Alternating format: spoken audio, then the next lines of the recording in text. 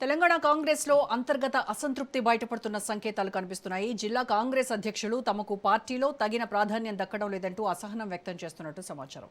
జిల్లా అధ్యక్ష పదవికి అధికారాలు లేకుండా కేవలం సంతకాలకే పరిమితం చేస్తున్నారనే వాదనలు వినిపిస్తున్నాయి.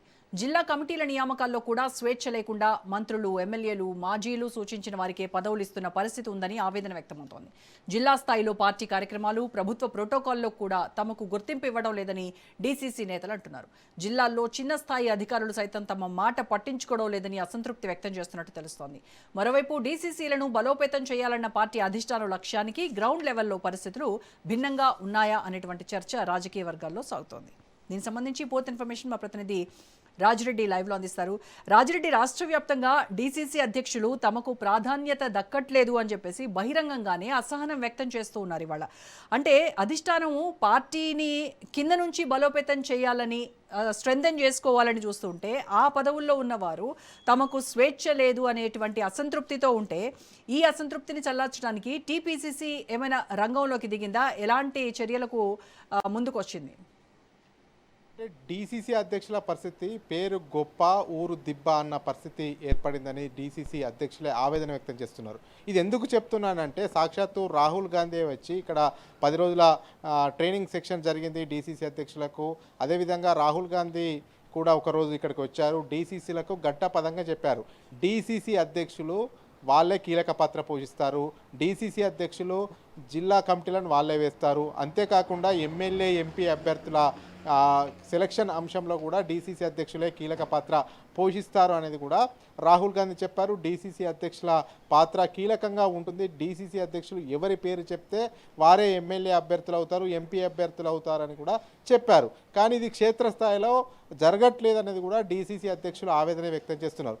అసలు ఒకవైపు ఎమ్మెల్యే ఎంపీ అభ్యర్థులు అటు పెడితే మొన్న జరిగినటువంటి మున్సిపల్ ఎన్నికల్లో కూడా తాము సిఫారసు చేసినటువంటి వాళ్ళకి కనీసం కౌన్సిలర్ పోస్టులు ఇవ్వలేదనేది కూడా చాలామంది డీసీసీ అధ్యక్షుల కౌన్సిలర్ టికెట్లు ఇవ్వలేదనేది కూడా, బీఫామ్ ఇవ్వలేదనేది కూడా చాలామంది డీసీసీ అధ్యక్షులు ఆవేదన వ్యక్తం చేస్తున్నట్టు తెలుస్తుంది. ముఖ్యంగా చూసుకున్నట్టయితే తాము కేవలం సంతకాలకు మాత్రమే పరిమితం అవుతున్నాము, డీసీసీ అధ్యక్షులుగా తమను ఎవ్వరు కూడా పట్టించుకోవట్లేదు అనేది కూడా వాళ్ళు ఆవేదన వ్యక్తం చేస్తున్నట్టు తెలుస్తుంది. ముఖ్యంగా చూసుకున్నట్టయితే ఎవరైతే ఎమ్మెల్యేలో లేకపోతే మంత్రులలో లేకపోతే ఓడిపోయినటువంటి ఎమ్మెల్యేలు ఎవరైతే ఉంటారో వాళ్ళే పలానా అభ్యర్థికి కౌన్సిలర్ టికెట్ ఇవ్వాలంటే పలానా అభ్యర్థికి కౌన్సిలర్ టికెట్ ఇవ్వడము, పలానా అభ్యర్థికి సర్పంచ్ ఆ గ్రామంలో కాంగ్రెస్ క్యాండిడేట్ అతనే అంటే అతను, ఇలా వీళ్ళు సంతకాలకే పరిమితం అవుతున్నారు. బీఫామ్లకి మున్సిపల్ ఎన్నికల్లో అదే తంతు జరిగింది.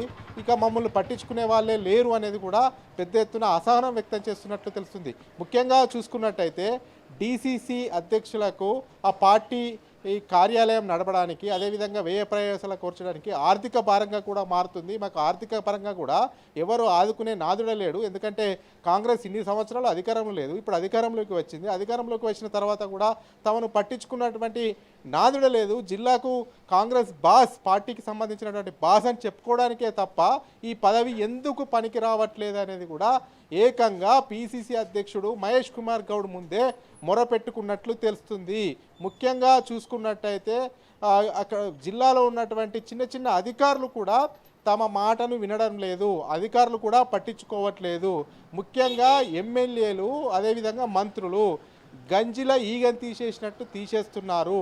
మమ్మల్ని ఎమ్మెల్యేలు పట్టించుకోవట్లేదు, మంత్రులు పట్టించుకోవట్లేదు, అసలు సమయం కూడా ఇవ్వట్లేదు. జిల్లా కాంగ్రెస్ పరిస్థితి ఎలా ఉంది, ఏ రకంగా ఉందని చెప్పడానికి కూడా తమకు కనీసం ఎమ్మెల్యేలు మంత్రులు సమయం కూడా ఇవ్వట్లేదు అనేది కూడా వాపోయినట్లు తెలుస్తుంది.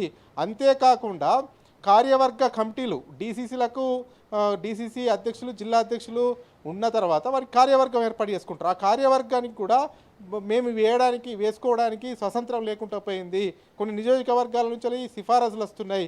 ఓడిపోయిన ఎమ్మెల్యే ఉంటే ఓడిపోయిన ఎమ్మెల్యే సిఫారసులు పంపిస్తాడు, గెలిచిన ఎమ్మెల్యే ఉంటే గెలిచిన ఎమ్మెల్యే సిఫారసు పంపిస్తారు, మంత్రులు ఉంటే మంత్రులు సిఫారసులు పంపిస్తారు. పలానా వాళ్లకు డీసీసీ సెక్రటరీలు ఇవ్వండి, జనరల్ సెక్రటరీలు ఇవ్వండి, వైస్ ప్రెసిడెంట్లు ఇవ్వండి అని, కార్యవర్గ సభ్యులు ఇవ్వండి అని వాళ్ళే సిఫారసులు పంపిస్తారు. మళ్ళీ మేము కూడా డీసీసీ కమిటీల్లో మా యొక్క ప్రతిపాదనలను కూడా మేము ఎవరికైనా నచ్చిన వాళ్ళని వేసుకుందామంటే కూడా మాకు ఆ ఫ్రీడమ్ లేకుండా పోయింది. మొత్తం చూసినట్టయితే మమ్మల్ని పట్టించుకోవట్లేదు. రాహుల్ గాంధీ ఏదో గొప్పగా చెప్పిపోయాడు, డీసీసీ అధ్యక్షులకు సర్వాధికారాలు ఉంటాయి, జిల్లా కాంగ్రెస్కు బాసులు డీసీసీ అధ్యక్షులు అని చెప్పారు కానీ క్షేత్రస్థాయిలో ఆ రకంగా కనబడడం లేదు అనేది కూడా ముఖ్యంగా వాళ్ళు తీవ్ర గందరగోళంలో ఉన్నట్లు తెలుస్తుంది. ముఖ్యంగా చూసుకున్నట్టయితే పిసిసి అధ్యక్షుడు మహేష్ కుమార్ గౌడ్ కలిసినప్పుడల్లా ఈ రకమైనటువంటి ఆవేదనను డీసీసీ అధ్యక్షులు వ్యక్తం చేస్తున్నట్టు కూడా తెలుస్తుంది. ముఖ్యంగా చూసుకున్నట్టయితే ముఖ్యమంత్రి రేవంత్ రెడ్డి జిల్లాల పర్యటనకు పోతే కనీసం తమకు ప్రోటోకాల్ పాటించడం లేదు, స్టేజ్ మీదకి పిలవడం లేదు, పార్టీ అధ్యక్ష పదవి ఉన్నందుకు స్టేజ్ మీదకి పిలవట్లేదు, నామినేటెడ్ పోస్టులు ఇవ్వట్లేదు. కాబట్టి ప్రజల్లో చులకనైపోతున్నాం, కార్యకర్తల్లో చులకనైపోతున్నాం, ఎవరు పట్టించుకునే దిక్కే లేదు అనేది కూడా పిసిసి అధ్యక్షుడు మహేష్ కుమార్ గౌడ్ ఎదుటనే మొరపెట్టుకున్నట్టు తెలుస్తుంది. ఈ యొక్క నేపథ్యంలో తీవ్ర అసంతృప్తితో జిల్లా కాంగ్రెస్ అధ్యక్షులు ఉన్నట్లు కూడా మనకు ఒక స్పష్టమైనటువంటి సమాచారం అయితే ఉంది. రోజా రైట్. అయితే కొత్త డీసీసీల పనితీరును సమీక్షించి సరిగ్గా పనిచేయని వాళ్లను కూడా తొలగించి అనేటువంటి వార్నింగ్ కూడా సీఎం గతంలో ఇచ్చారు. సో ఇప్పుడు ప్రస్తుతం ఉన్నటువంటి ఈ అంతర్గతంగా ఉన్నటువంటి ఈ గొడవలు ఏవైతే ఉన్నాయో ఇవన్నీ కూడా అధిష్టానము ఏదైతే నిర్దేశించుకుందో పర్ఫార్మెన్స్ బేస్డ్ అనేటువంటి టార్గెట్ ఏదైతే పెట్టుకుందో దానిపైన ఎలాంటి ప్రభావం చూపిస్తుందంటారు? ఇది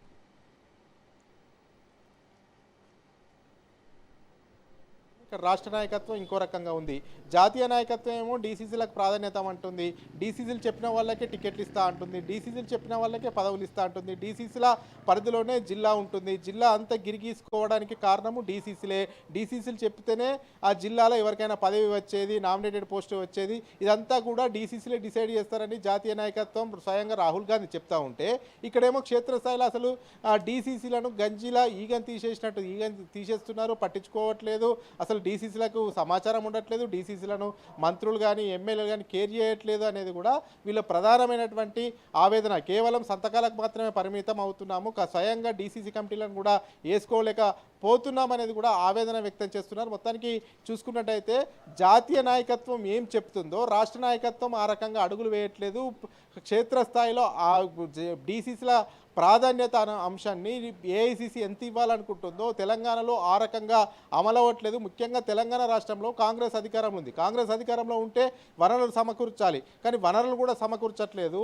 మేము జిల్లా వ్యాప్తంగా తిరిగితే సొంతగా జేబుల నుంచి ఖర్చులు పెట్టుకుంటున్నాము. 10 సంవత్సరాలు ప్రతిపక్షంలో ఉన్నప్పుడు కూడా ఉద్యమాలు పోరాటాలు చేశాము, అప్పుడు డబ్బులు ఖర్చు అయినాయి. ఇప్పుడు అధికారంలోకి వచ్చిన తర్వాత పార్టీ పోస్టు జిల్లా అధ్యక్షుడు ఉంటే మంచి గుర్తింపు వస్తుందని అనుకున్నాము, జిల్లా అధ్యక్ష పోస్ట్ ఇచ్చిన తర్వాత మాకు ఆర్థిక భారం కూడా అవుతుంది, ఎవరు కూడా పట్టించుకోవట్లేదు, జిల్లాలో చిన్న చిన్న అధికారులు కూడా వినట్లేదు, ఎవరు ఏం చెప్పినా కానీ పెడచెవిన పెడుతున్నారు, మాకు వాల్యూ లేకుండా పోతుంది, విలువ లేకుండా పోతుంది, ఈ డీసీసీ అధ్యక్ష పదవులు ఉన్నా ఒకటే పోయినా ఒకటే అనే ఆవేదనలో పలువురు డీసీసీలు ఉన్నట్లు తెలుస్తుంది. ఈ యొక్క నేపథ్యంలోనే డీసీసీలకు జాతీయ నాయకత్వము ఎలాంటి గైడ్లైన్స్ ఇచ్చింది, డీసీసీలను ఏ రకంగా జాతీయ నాయకత్వం చూసుకుంటా అని చెప్పింది, ఆ రకంగానే డీసీసీలకు ఇక్కడ కూడా ప్రాధాన్యత ఇవ్వాలి. ప్రాధాన్యత ఇవ్వకపోతే ఇబ్బందిగా మారబోతుంది. ఎందుకంటే క్షేత్రస్థాయిలో డీసీసీలే ప్రధాన పాత్ర పోషిస్తారు. ప్రతి గ్రామంలో ఎవరు యాక్టివ్ కార్యకర్త ఉన్నారు, ఎవరు పార్టీ కోసం పనిచేస్తున్నారు, ఎవరు గ్రామ శాఖ అధ్యక్షులు, ఎవరు మండల శాఖ అధ్యక్షులు,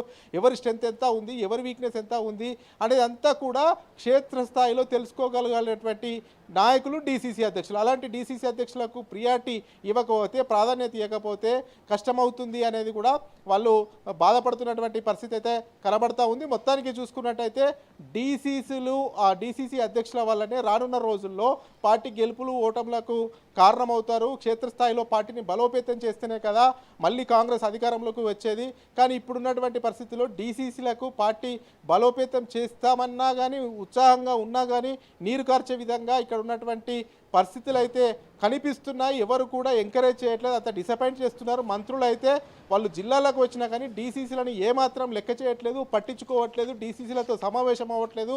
పార్టీ ఏ రకంగా ముందుకెళ్ళాలి, పార్టీ బలోపేతం కావడానికి ఏ రకమైనటువంటి చర్యలు తీసుకోవాలి, ప్రభుత్వము అదేవిధంగా పార్టీ ఏ రకంగా కోఆర్డినేషన్ చేసుకోవాలి అనే కనీసం మంత్రులు కూడా ఎవరు పట్టించుకోవట్లేదు. అధికార పార్టీలో ఉన్నటువంటి ఎమ్మెల్యేలు కూడా తమను సంప్రదించట్లేదు, పట్టించుకోవట్లేదు. ఇలాంటి సమయంలో అటు ఎమ్మెల్యేలకు, మంత్రులకు, డీసీసీ అధ్యక్షులకు సమన్వయ లోపం ఉంది. ఈ సమన్వయ లోపాన్ని ఒకతాటిపైకి తీసుకొస్తే మాత్రమే డీసీసీలు ఇంకా ఉత్సాహంగా పనిచేస్తారు. లేని నేపథ్యంలో జిల్లా కాంగ్రెస్ అధ్యక్షులుగా ఉండి ఒకటే లేకుండా ఒకటే అనేది కూడా డీసీసీలో చర్చ మాత్రం జోరుగా జరుగుతూ ఉంది. రోజా. రైట్. Thank you Rajireddy.